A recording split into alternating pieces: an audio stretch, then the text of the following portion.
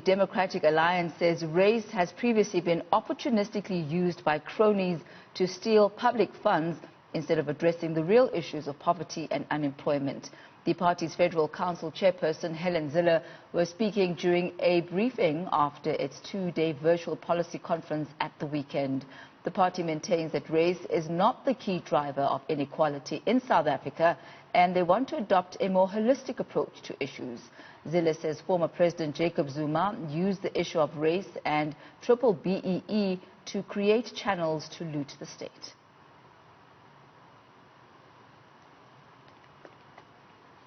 Now, just as a follow-up to that, we've got our Ziyanda Ngcobo, who's our senior politics reporter. Ziyanda, now you've been following this very closely right from the beginning with the press briefing. Break this down for us about race and it not mattering to the Democratic Alliance. I mean, that was one of the key issues that was discussed this weekend as well as today.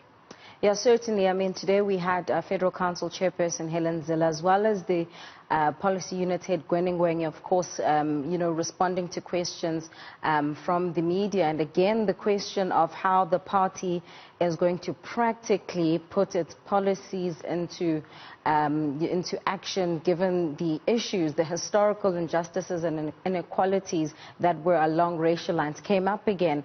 And one of the questions that Helen Zille was responding to was around how they're going to address the economic legacies of racism without using race in their policies. And Helen Zille basically saying that, look, they do acknowledge race, they do acknowledge that apartheid was legislated against, on the basis of the color of their skin, rather.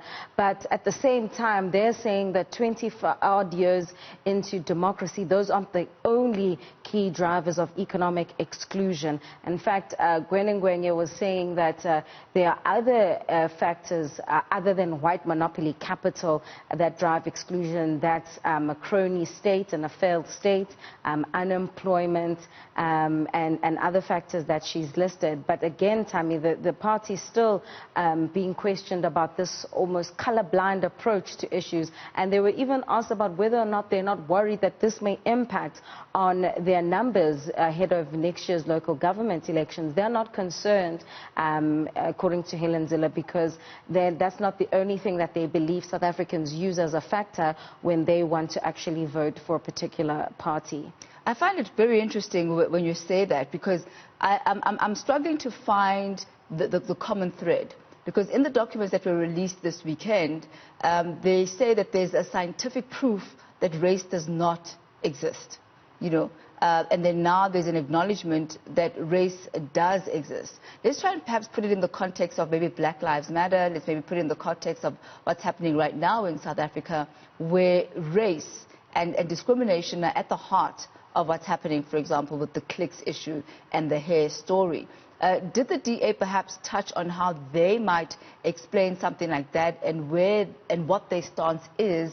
Because yes, it's a retail issue, but it's actually a racial issue more than anything else, and a racial discrimination issue more than anything else. So the DA, in as much as they like to accuse the media and academics of entering into an academic debate, about what are the key drivers of economic exclusion and racism and racialism, they are basically themselves entering into an academic debate to say, look, the whole issue of race is a social construct, right?